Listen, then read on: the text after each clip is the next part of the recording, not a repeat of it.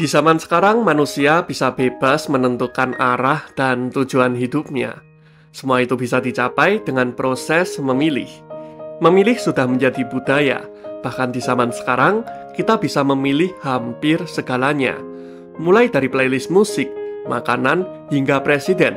Semuanya bisa kita pilih. Entah itu pemilu, polling online, voting, hingga algoritma media sosial kita, semua berlangsung dalam logika seleksi. Bahkan dalam dunia yang tampaknya tak tersentuh politik seperti gereja Katolik, proses seleksi tidak bisa dihindari. Kalau kamu ingin tahu seperti apa suasana pemilihan paus, coba bayangkan hal ini. 133 pria dari seluruh dunia dikunci dalam satu ruangan yang dilukis oleh Michelangelo. Tak ada ponsel, tak ada internet, tak ada bisikan politik. Hanya doa, keheningan, dan pemungutan suara. Dan di luar, puluhan juta mata menatap cerobong asap, menantikan tanda ilahi berupa asap hitam atau putih. Sekilas, konklav terlihat seperti pemilu. Tapi, apakah konklav hanyalah sekedar pemilu ala Vatikan?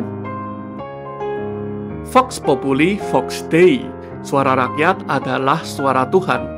Di era ketika suara mayoritas dianggap suara ilahi, ada pertanyaan tentang konklav. Apakah konklav adalah bentuk lain dari pemilu? Dan apakah para kardinal sedang kampanye diam-diam untuk memilih pemimpin spiritual tertinggi? Untuk menjawabnya, kita perlu mundur cukup jauh ke dalam tubuh gereja, ke sejarah panjang suksesi Rasul Petrus. Konklav berasal dari bahasa Latin, cumclav, artinya dengan kunci. Dan ini bukan metafora. Para kardinal benar-benar dikunci dalam sebuah ruangan hingga mereka berhasil memilih seorang paus.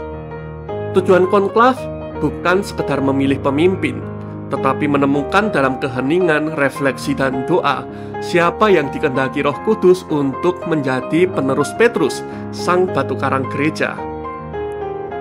Awalnya, pemilihan paus melibatkan umat, diakon, dan imam Roma. Namun pada tahun 1059, Paus Nikolas II melalui In Nomine Domini mempersempit wewenang pemilihan paus hanya pada para kardinal. Tapi konklav seperti yang kita kenal sekarang jauh berbeda dari konklav zaman itu. Konklav yang saat ini terjadi lahir dari kebuntuan. Setelah kematian Paus Clement keempat pada tahun 1268, para kardinal butuh hampir 3 tahun untuk memilih paus yang baru. Umat Viterbo frustasi, mereka mengunci para kardinal dan bahkan mencopot atap ruang pertemuan agar panas dan hujan memaksa para kardinal untuk mempercepat proses pemilihan. Dari krisis itulah Paus Gregorius ke-10 mengeluarkan Ubi Periculum pada tahun 1274 yang secara garis besar menciptakan konklav formal dengan aturan pengurungan dan sumpah.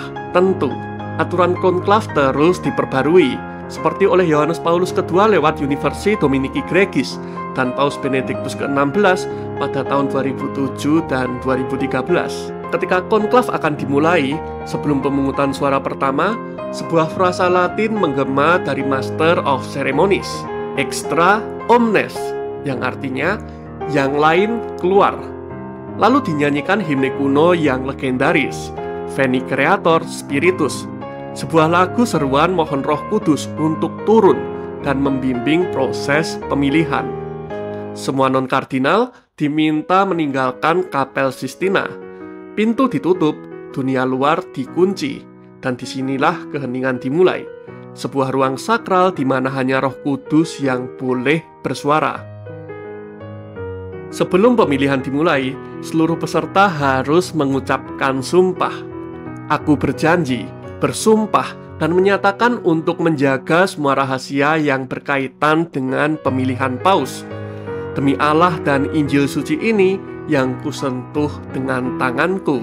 Dan setiap kali menuliskan nama calon paus di surat suara, mereka juga mengucapkan, aku bersaksi di hadapan Kristus Tuhan yang akan menghakimi aku, bahwa aku memilih orang yang menurut Allah patut dipilih.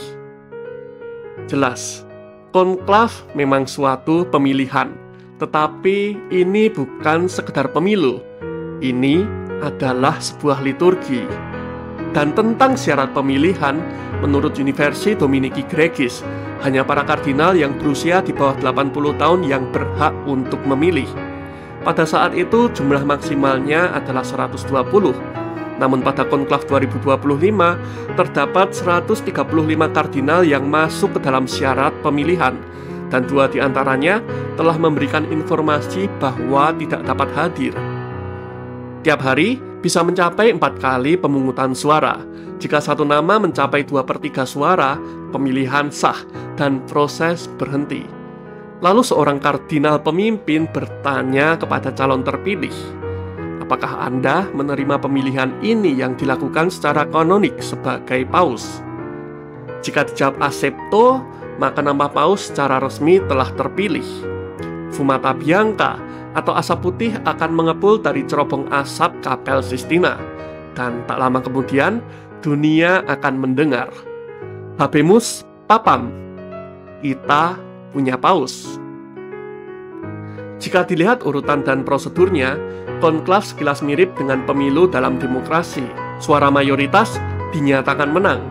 Namun jika diselidiki lebih dalam, konklav sangat berbeda, bahkan bisa menjadi antitesis dari pemilu dalam demokrasi. Demokrasi berasal dari kata Yunani, demos yang artinya rakyat dan kratos artinya kekuasaan.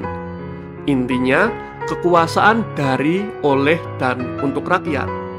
Dalam demokrasi, rakyat memilih wakilnya. Voting atau pemilihan mencerminkan kehendak mayoritas. Proses kampanye, debat, dan persuasi terbuka adalah hal yang sah untuk meyakinkan bahwa calon adalah orang yang tepat. Dan tentu saja, otoritas tertinggi berasal dari mandat rakyat. Konklav memang tampak seperti pemilu. Ada suara, ada bilik, dan ada hasil. Tetapi esensinya sangat berbeda, karena dalam konklav, pemungutan suara menjadi sarana dimensi spiritual. Konklav bukan sebuah ekspresi politik, melainkan tindakan iman. Para kardinal tidak sekedar memilih, mereka mencari kehendak Allah. Dan ini bukan soal siapa yang layak, tapi siapa yang dipilih oleh Roh Kudus. Dalam konklav juga tidak ada kampanye. Segala bentuk kampanye, promosi, atau lobi-lobi dilarang keras. Bahkan ada ancaman ekskomunikasi bagi yang membocorkan rahasia atau mengintervensi konklav. Dan yang utama adalah mandat Kristus, bukan mandat rakyat. Paus tidak dipilih untuk menyenangkan umat. Paus adalah wakil Kristus. Ia adalah penerus Petrus yang dipercaya Yesus seperti yang tertulis dalam Injil. Engkaulah Petrus, dan di atas batu karang ini aku akan membangun gerejaku. Konklav adalah ritual liturgis dan sumpah sakral, bukan pesta politik. Setiap tindakan di konklav, entah itu menyanyi, berdoa, hingga memilih, adalah bagian dari liturgi, suatu ibadah pemilihan, bukan sekedar logistik politik. Dan yang terakhir, semua yang terjadi merupakan rahasia ilahi, bukan karena tak transparan, tetapi karena kudus. Konklav memberi ruang bagi keheningan, suatu yang sering dilupakan oleh demokrasi modern. Dan pemilihan paus bukan hanya soal gereja. Paus Yohanes II dari Polandia jadi simbol perlawanan terhadap komunisme. Paus Benediktus ke-16 dikenal sebagai teolog brilian, namun sangat konservatif. Dan yang terakhir datanglah Paus Fransiskus, seorang Jesuit dari Amerika Latin yang merupakan jawaban bagi dunia yang haus teknologi, namun malah diberi pemimpin yang bicara soal sampah dan belas kasih. Di balik tiap asap putih, ada arah baru bagi setidaknya 1,3 miliar umat Katolik dan dunia. Tapi kadang umat bertanya, jika ini bimbingan Roh Kudus, mengapa banyak paus ternyata memicu skandal atau kebijakan yang kontroversial? Jawabannya tidak bisa secara apologetik, tetapi bisa secara teologis. Roh Kudus memang hadir, tetapi ia bersifat membimbing, bukan memaksa. Gereja adalah tubuh Kristus, tapi tubuh ini juga terdiri dari manusia. Ibarat Adam dan Hawa, orang yang diciptakan serupa dengan Allah saja bisa memilih untuk melanggar perintahnya, apalagi kita yang fana.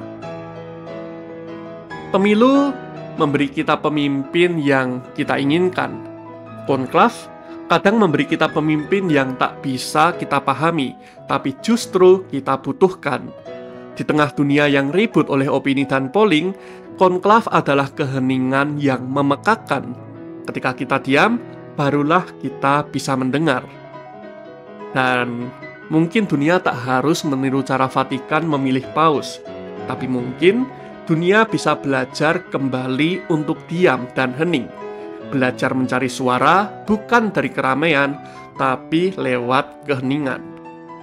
Kalau menurutmu suara ini layak mendapat tempat di tengah hiruk-pikuk algoritma, jangan biarkan video ini tenggelam. Tekan tombol subscribe, like video ini, dan bagikan kepada mereka yang berpikir bahwa dunia sudah terlalu gaduh. Karena di sini, saya tidak hanya sekedar membuat konten. Kita sedang merayakan keteduhan dengan permenungan. Bersama Petrus di Awam Tebar Garam, dalam temaram berpikir semakin mendalam.